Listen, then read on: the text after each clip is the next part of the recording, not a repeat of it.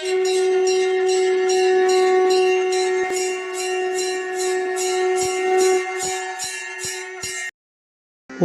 ஸ்ரீ குருப்பியோ நமஹ. ஓம் கம் கணபதையே நமஹ. நம்ம ஸ்ரீநிகேதன் வலைதளம் வாயிலாக முருகப்பெருமானுடைய சாஸ்திரநாமத்திலிருந்து தினம் ஒரு நாமாவளியை சிந்திச்சுட்டுருக்கோம்.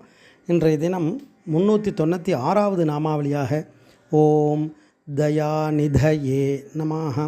முருகப்பெருமான இந்த நாமாவளி கருணை கடலாய் இருப்பவருக்கு நமஸ்காரம் அப்படின்னு வர்ணிக்கிறது. எல்லாத்துக்கும் நிதி செல்வமாக இருப்பார். அந்த செல்வத்தில் தயாநிதியாக இருக்கார், கருணை செல்வமாக இருக்கார்.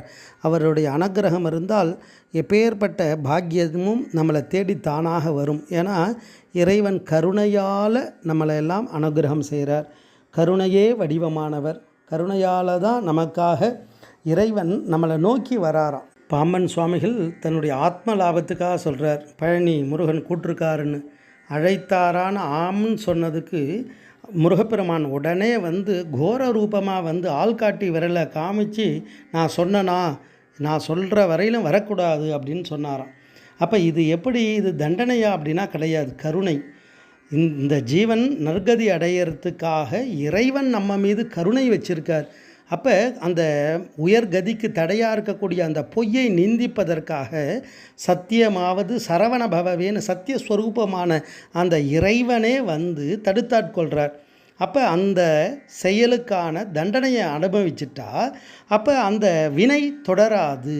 அப்போ சுவாமி எது செய்தாலும் கருணையால் தான் ஒரு காரியத்தையே செய்கிறார். அதனால தான் அடியார்களெல்லாம் அதை அனுபவித்து நமக்கு பாடல்களாக கொடுத்துருக்கா. அப்பேற்பட்ட அந்த இறைவனுடைய கருணை எப்பேற்பட்டதுன்னா, ஒரு ஜீவனுக்காக 14 லோகத்தையும் அண்டராதி சராசரத்தையும் இயக்கக்கூடிய அந்த பரம்பொருள் நம்மளை தேடி வருமா.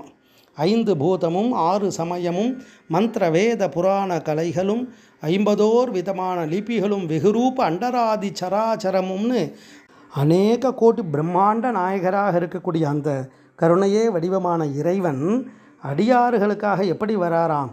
செங்கேழடுத்த சினவடிவேலும் திருமுகமும் பங்கே நிறைந்த நற்பன்னிரு தோளும் பதுமமலர் கொங்கே தரளஞ்சொரியின் செங்கோடை குமரன் என எங்கே நினைப்பினும் அங்கே என் முன் எதிர் நிற்பனே அப்படின்றார். அப்போ அவர் அனுபவித்து இந்த பாடல் அழகாக சொல்கிறார். அவர் எங்கே நினைச்சாலும் அங்கே முன்னாடி நிற்பாராம். அப்பேற்பட்ட அந்த கருணையே வடிவமானவராக, அந்த கருணை செல்வமாக, ஒன்றொன்றுத்துக்கும் ஒரு நிதி இருக்கும். அந்த நிதி பொக்கிஷம்னு சொல்கிறாலே அது மாதிரி. அப்போ முருகன் எப்பேற்பட்ட பொக்கிஷம்னா கருணை பொக்கிஷமாக இருக்காராம். அதை தான் அந்த நாமாவளி அழகாக வர்ணிக்கிறது.